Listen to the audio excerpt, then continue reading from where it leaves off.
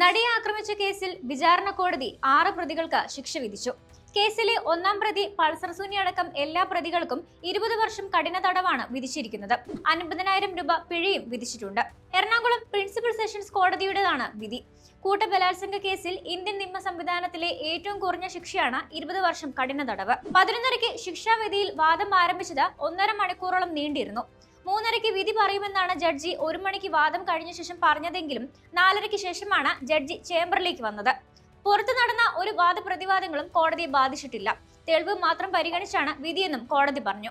8 വർഷത്തെ നിയമ പോരാട്ടങ്ങൾക്കൊടുവിലാണ് കേസിൽ കുറ്റക്കാരെന്ന് കണ്ടെത്തിയ 6 പ്രതികൾക്ക് വിചാരണ കോടതി ശിക്ഷ വിധിച്ചിരിക്കുന്നത്. കേസിലെ ഒന്നാം പ്രതി പൾസർ സുനി, രണ്ടാം പ്രതി മാർട്ടിൻ ആന്റണി, മൂന്നാം പ്രതി ബി മണികണ്ഠൻ, നാലാം പ്രതി വി വിജേഷ്, 5ഉം 6ഉം പ്രതികളായ എച്ച് സലീം, പ്രദീപ് എന്നിവരെയാണ് കോടതി ശിക്ഷിച്ചിരിക്കുന്നത്. നേരത്തെ കോടതി നടപടികൾ റിപ്പോർട്ട് ചെയ്യരുതെന്ന് വിചാരണ കോടതി ജഡ്ജി മുന്നറിയിപ്പ് നൽകിയിരുന്നു. പ്രതിക്കൂട്ടിൽ കയറ്റിയ പ്രതികളോട് ശിക്ഷാവിധിയിൽ എന്താണ് പറയാനുള്ളതെന്ന് കോടതി ചോദിച്ചിരുന്നു. വീട്ടിൽ അമ്മ മാത്രമേയുള്ളൂ എന്നായിരുന്നു പൾസർ സുനി പറഞ്ഞത്. കേസിൽ താൻ കുറ്റമൊന്നും ചെയ്തിട്ടില്ലെന്നും നിരപരാധിയാണെന്നും അസുഖബാധിതരായ മാതാപിതാക്കൾ മാത്രമേയുള്ളൂ എന്നുമായിരുന്നു രണ്ടാം പ്രതി മാർട്ടിൻ ആന്റണി കരഞ്ഞുകൊണ്ട് പറഞ്ഞത്. 5.5 കൊല്ലം ജയിലിൽ കഴിഞ്ഞെന്നും ശിക്ഷാവിധിയിൽ ഇളവ് വേണമെന്നും മാർട്ടിൻ കോടതിയോട് പറഞ്ഞു. ഭാര്യയും കുഞ്ഞുങ്ങളും മാത്രമേ ഉള്ളൂവെന്നും മനസ്സറിഞ്ഞ് തെറ്റൊന്നും ചെയ്തിട്ടില്ലെന്നുമായിരുന്നു മൂന്നാം പ്രതി വി മണികണ്ഠൻ കോടതിയിൽ പറഞ്ഞത്. ജയിൽ ശിക്ഷ ഒഴിവാക്കി നൽകണമെന്നും മണികണ്ഠൻ കോടതിയോട് അഭ്യർത്ഥിച്ചു. ഏറ്റവും കുറഞ്ഞ ശിക്ഷ നൽകണമെന്നായിരുന്നു നാലാം പ്രതി വിജേഷ് കോടതിയോട് അഭ്യർത്ഥിച്ചത്. കണ്ണൂർ ജയിലിലേക്ക് അയക്കണമെന്നും വിജേഷ് ആവശ്യപ്പെട്ടു. ഒരു തെറ്റും ചെയ്തിട്ടില്ലെന്നായിരുന്നു 5ആം പ്രതി വടിവാൾ സലീം കോടതിയിൽ പറഞ്ഞത്. ഭാര്യയും 1 വയസ്സുള്ള കുഞ്ഞിന്റെയും ഏക ആശ്രയം താനാണെന്നും സലീം കോടതിയിൽ പറഞ്ഞു. കുടുംബത്തിന്റെ ഏക ആശ്രയം താനാണെന്നായിരുന്നു 6ആം പ്രതിയായ പ്രദീപ് കോടതിയിൽ പറഞ്ഞത്. പ്രദീപും കോടതിയിൽ പൊട്ടിക്കരഞ്ഞു. ലൈംഗിക കുറ്റകൃത്യത്തിന് കൊട്ടേഷൻ നൽകിയതിന് രാജ്യത്ത് ആദ്യമായി രജിസ്റ്റർ ചെയ്ത കേസായിരുന്നു നടിയെ ആക്രമിച്ച കേസ്. 2017 ഫെബ്രുവരി 17 രാത്രിയായിരുന്നു സംഭവം നടന്നത്.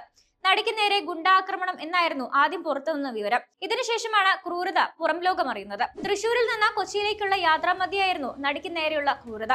പിന്നീട് ഇവർ അതിജീവിതയെ ഓടിക്കൊണ്ടിരുന്ന വാഹനത്തിൽ വെച്ച് ലൈംഗികാതിക്രമത്തിന് ഇരയാക്കുകയും അപകീർത്തികരമായ വീഡിയോകളും ചിത്രങ്ങളും പകർത്തുകയായിരുന്നു. പിന്നാലെ അക്രമി സംഘം കടന്നു കളഞ്ഞു.